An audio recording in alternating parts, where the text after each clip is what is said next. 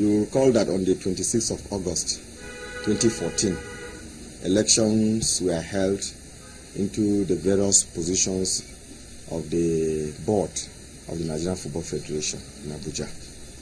And that election produced the Ambassador Chris Giwa-led board of the NFF. Regrettably, some members of the NFF felt aggrieved, and they decided to schedule another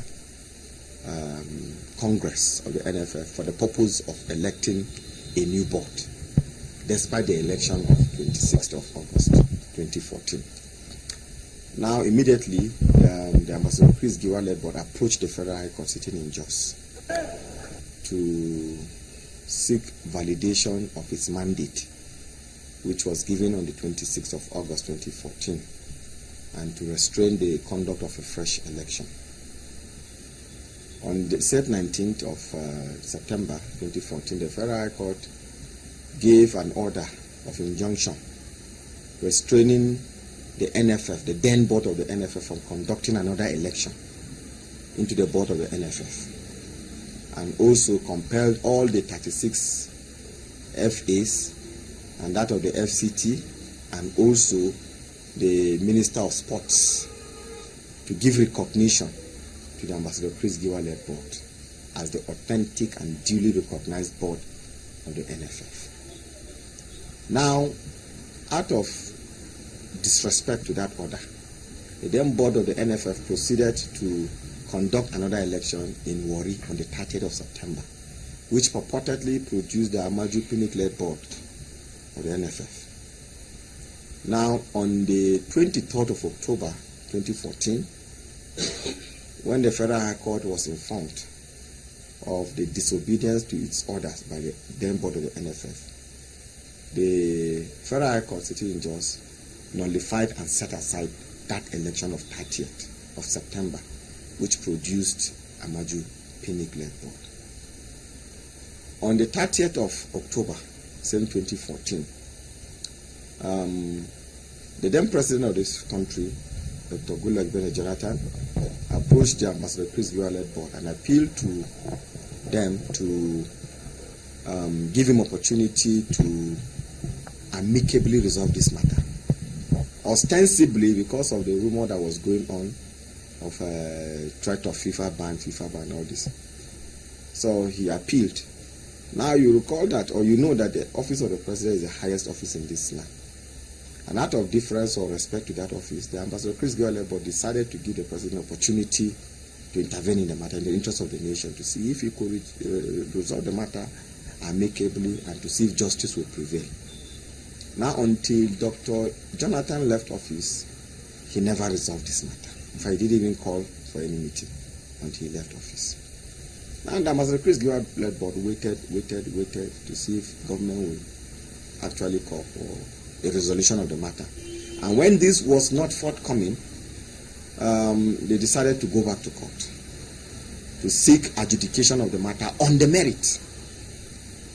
So on the last adjourned date in March of this year, we argued the application to release the matter and all the orders that were struck out on the 30th of October 2014.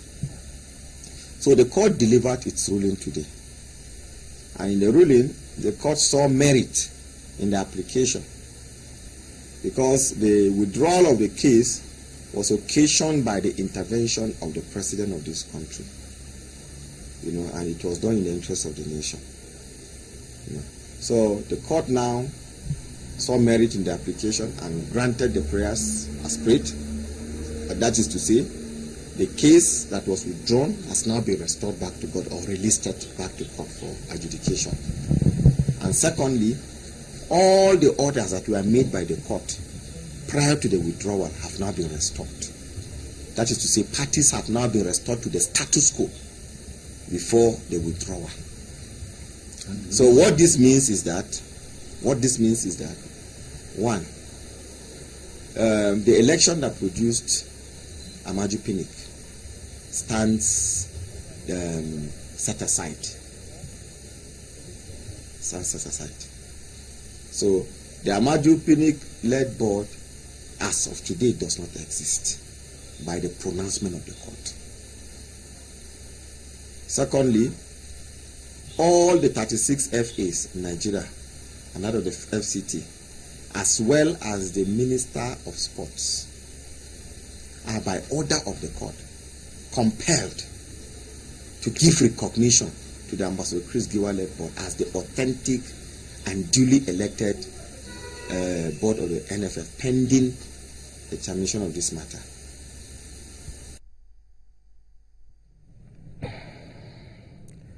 So, football fans in Nigeria, that's the background of the situation that is currently facing football in the country. The legal counsel to the plaintiff, Christopher Giwa, giving us what's really happened in court today and what's happened before this time. We're trying to get an official of the Nigeria Football Federation so we could balance the part. Okay, let's go to Abuja now, where Barrister Okeobi, the Chief Legal Officer of the Nigeria Football Federation, is standing by to also give the side of the Nigeria Football Federation all of this. Good evening and welcome to the show. Yeah, Okon, good evening. Good evening. Thanks for joining us on Sports Tonight. You listened to Barrister Zad Habila. So much coming out of this issue. What is the stance of the Nigeria Football Federation with the ruling of the High Court in just today? Okay, the position of the NFF is that after the ruling, the NFF has filed a notice of appeal against that ruling today, and also a stay of proceedings. That is where we are. It is imperative to also point out to you a lot of things has been said, whether the other directed anybody to assume office or directed somebody not to assume office or parade himself. None of that happened in court, both today and when that order was made in 2014. That is just the position. But the NFF will also by Monday file an application to vacate that order and leave to appeal against that, the ruling of today. And while you do that on Monday, people are asking questions.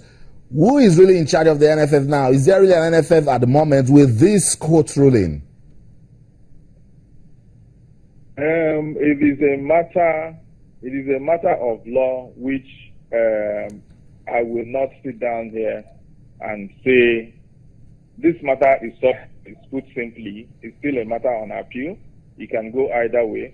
Today we were in court and the judge exercised discretion to release the matter and also to restore the order. That is his discretion. This ruling, I can tell you, has been challenged on appeal, and let us wait for what the appeal court will say on this matter. And then the other issue of stay of proceedings and an application to vacate this order is very key. All this will unfold shortly. So I don't think there's need for people to start panicking. There's absolutely no need for all the panic. But it's unfortunate that people are giving all kinds of interpretation depending on which side they are. It's unfortunate. So I leave everybody to his or her own interpretation, but the law is the law. And that the law is what the judge stated today. He nullified the election. He never said, stop parading yourself. He never said, you assume office in place of somebody. So let this be clear. Okay. The law didn't say continue as NFF or you don't go and say you are NFF. But with the ruling, can Christopher Giwa and his group go to the NFF secretariat to say that they're in charge of the NFF? Like I pointed out, the ruling today never mentioned Amaju. He never mentioned Giwa. The ruling today the ruling today, if you remember, I listened to Mr. Hazard. The ruling today is to the effect that the order that was made in September 2014 are restored. The orders made in 2014 are restored. And what are the orders that were made in 2014? The first order was the order, don't go ahead with the Congress of 20th and 30th of September. Okay. The NFF had no notice of those two orders. All right? That was why they went ahead, the NFF went ahead with those two Congress. They didn't have notice of it. Now, subsequently, there was an application to commit the NFF and the principal officers for contempt. This application was moved. Now, the court considered that application and saw merit that the NFF operatives did not have notice, which was why he did not go ahead. If the NFF operatives at that point in time had constructive notice or actual notice of those orders, he would have committed them for contempt. But he did not commit for contempt. What he did was to nullify the election that had been held. This point needs to go out there. Yes. Okay, let's leave it at this point. Thank you so much, Barrister Okeobi, for giving us those insights as regards the issues facing us. Thank you. Okay, Oduayo Adekroye and Coach Purity Akwa out of the studio now. Toby Adekpoju is here, and of course my colleague Yemi Adebayo. Guys, good to have you guys around, but I don't envy you, the issues before you guys. But Toby, what you get out of all of this? Yeah, really, Austin, I think it is sad at this moment, seeing our football in this situation. We thought we are moving from the shell. We thought we are, beginning to have stability, in the system. And, the game has really suffered a lot of setback in the past with a lot of court cases. And the reason why a lot of people have this, they never wanted to associate with this product. I mean, in all this, football suffered much because we're talking about a brand, and here the brand is being dragged down. The brand is being dragged backward. I don't think everyone is excited about this. Even the party of Giwa or Pinnick, I don't think anyone will be excited about it because this is not really, really good for our football at this moment. Where we are still bitter for not qualifying for the AFCON for the second time. I mean, a lot of issues. We are thinking about the way forward, and now we are being dragged back. But on a balance, Austin, both parties have got arguments. Pinnick the election go ahead in May. Some said the election should not go. So it is a balanced argument, something we really need to check. But when it comes to the law of the land, it's something someone needs to be. It's a very sensitive issue. You need to be very, very careful in terms of interpretation. This man said a lot of things in terms of interpretation. Like say, I'm going back to the office. You are not eligible to go back to the office. So it is something we need to deal with. And it happens also in Egypt about a few weeks ago, and I tried to check with a journalist, and he told me that the minister of sport in Egypt was very, very brilliant enough to restore that board back because in all this, FIFA will not support the civil court riding over their own laws. The football games have rules that guide it, and it's all about FIFA and CAS. So it is a difficult situation. Very difficult situation. I mean, a big setback for football. Even FIFA right now, they have their own crisis to deal with. So I don't know where the letters will be coming from, but he said a lot of interpretations out there. But I think these are just careful times for football in Nigeria. Yeah, like Toby said, it's a sad day. And I want to be careful with my words. I'm picking my words with discretion now. A lot of interpretations out there. But, this is a time where lawyers are the ones that are more popular now because they're the ones we have to look towards to give us an explanation, to clear the air. But what is clear to me is that nobody came out of today as a winner. Yeah. That's for me, nobody. And if there's anybody that's going to lose big time, it's Nigerian football. Wow. So we'll wait in the days and months to come to see where all of this have left. If I want to apply my own layman's interpretation, we don't have an NFF. If this one is not disqualified and this one is not entitled to go there, I don't know. But that's my own layman's interpretation. But we'll wait to see in the days to come, and it's surely going to affect the Super Eagles, surely going to affect all our national teams, a lot of this. And who knows, a lot of these key figures will go physical with themselves. We're going to see that. We don't know what's going to happen on Monday, for instance. When some funny-looking people try to come and take over the NFF secretariat.